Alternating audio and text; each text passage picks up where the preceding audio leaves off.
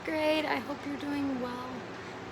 If you are watching this, I hope that you had a great Easter break. And I know that it's not, it wasn't what it normally would have been, but I just hope that and pray that you were able to find some time to rest. Find some time to play games with family and just, I don't know, maybe Zoom or Skype family in the States, and I just pray that it was enjoyable. And I pray that you were able to remember the reason that we celebrate. Even with all of this, our God is so good. He is in control. He loves us unconditionally, and He's gonna see us all through this. So my hope and prayer is that we remember that, and that we not forget that He is on the throne, that we not forget the reason that we celebrate Easter, and just how good He is. So anyways, today we are in Proverbs 11. We're going to start with prayer. Dear Lord, I thank You for this day. I thank You for these students and just anybody else that is watching, Lord. I pray that they would be edified by Your word, that they would feel encouraged, that they would feel lifted up, and that we can just all band together, worship You, serve You, pray to You, Lord, and be there for one another, as this is a long road. I pray all these things in Your name. Amen. Excuse me. If I said chapter 11, I meant 12. We are in Proverbs Chapter 12. Okay. Proverbs Chapter 12, starting with verse 1. Whoever loves discipline loves knowledge, but he who hates correction is stupid. I mean, you think about it, that's a strong word, but it's true. If we're not willing to be corrected, if we're not willing to admit that we might be wrong, then we're stupid. It just puts it out there. Okay, verse 2. A good man obtains favor from the Lord, but the Lord condemns a crafty man. So a man that's doing what they should, and living in the way that they should, the Lord is going to bless them, show them favor. But those that are sinning and being crafty in their evilness, the Lord condemns them in their actions. A man cannot be established through wickedness, but the righteous cannot be uprooted. So we cannot do bad things and be bad people and be established in that way and it work out well. But somebody that is righteous, they're going to be firm in their foundation. They are not going to be able to be moved. A wife of noble character is her husband's crown, but a disgraceful wife is like decay in his bones. So a wife that is acting how she should, a wife that loves her husband and is serving him, that's going to bring him peace and love and good things. But a wife that is acting in a way that she shouldn't, he's not going to want to be around her. Okay, Thomas, I'm teaching now. Please go play. And a child that behaves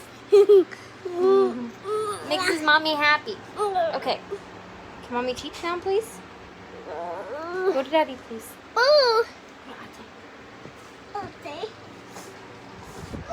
Okay. Verse 4. A wife of noble character. Oh, I already read that. Verse 5. The plans of the righteous are just, but the advice of the wicked is deceitful. So what a righteous person is thinking, what a righteous person is doing, like, that's good. But the advice of the wicked is deceitful. Like, they're gonna convince you to do things that you're not supposed to. They're gonna deceive you. They're gonna make you go down the wrong path. Verse 6.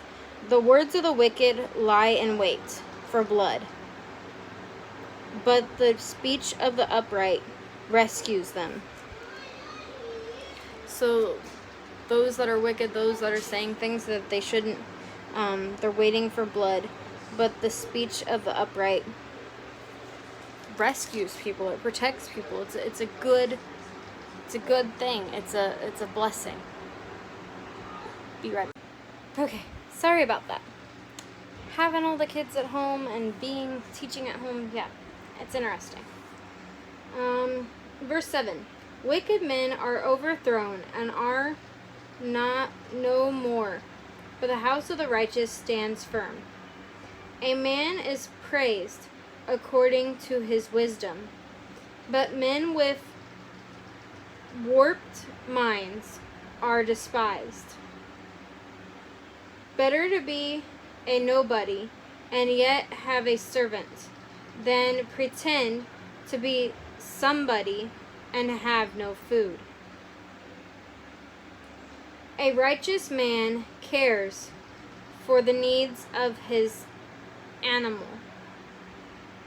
but the kindest act of the wicked are cruel. So this is essentially saying, you're having contrasts. You know, you have this of a righteous man and this of a wicked man, and talking about how even when wicked people try to do something good, it's not good because they still have wicked intent, and it's not of the Lord, and it's not honoring and glorifying Him. Okay, verse 11.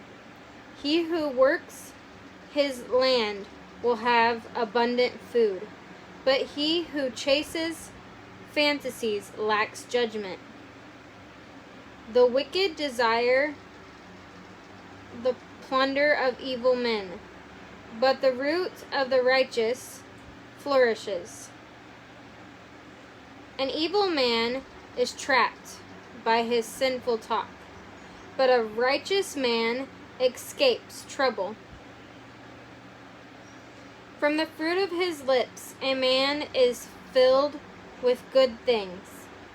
As surely as the work of his hands reward him. The way of a fool seems right to him, but a wise man listens to advice.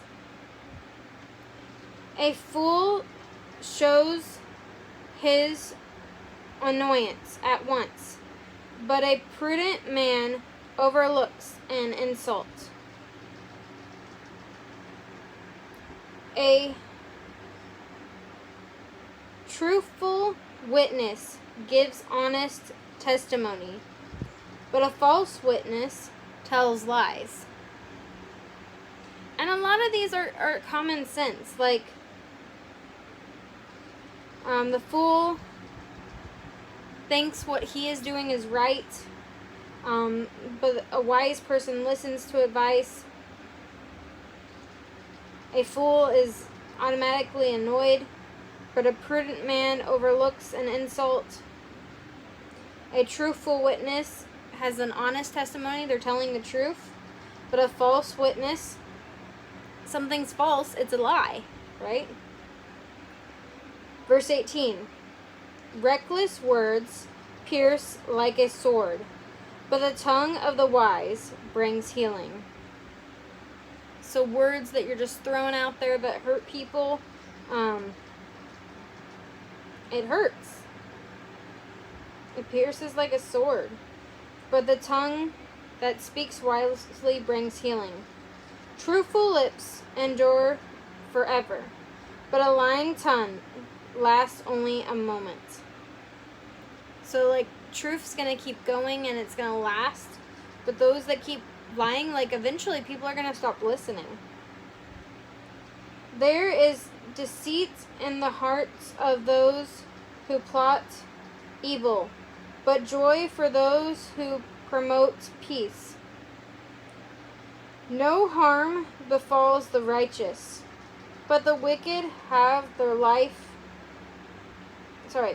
No harm befalls the righteous, but the wicked have their fill of trouble.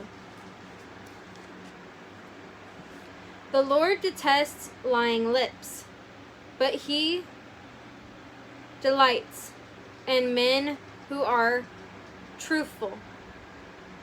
A prudent man keeps his knowledge to himself, but the heart of a foolish bursts out folly.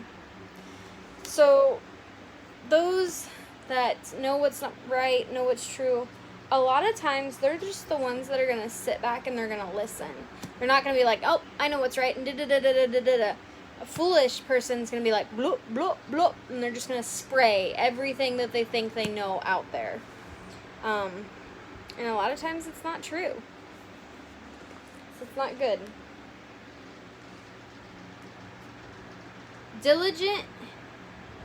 Diligent hands will rule, but laziness ends in slave labor. Diligent hands, so working hard, that's what's going to rule. Being lazy, if you're lazy, then eventually you're going to have to do something. So you're going to be a slave to something or someone. An anxious heart weighs a man down, but a kind word cheers him up. A righteous man is cautious in friendship, but the way of the wicked leads them astray. The lazy man does not roast his game, but the diligent man prizes his possessions. In the way of righteousness there is life. Along that path is immorality.